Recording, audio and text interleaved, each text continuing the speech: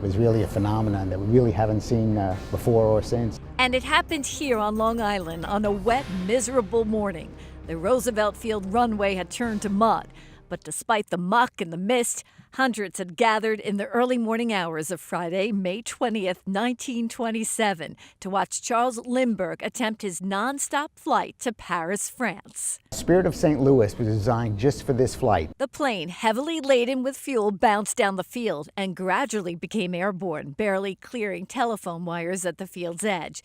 Joshua Stoff, curator at the Cradle of Aviation, says the Long Island crowd believed they had witnessed a miracle. He had to navigate by himself, looking at the stars, using compasses. So it was a period of over a day where he was just gone over the ocean. People would listen to their radios hoping to hear something. Finally, a day and a half later, world news came. Lindbergh made it. 3,500 miles and 33 and a half hours later, Lindbergh landed in Paris on a small runway with no lights.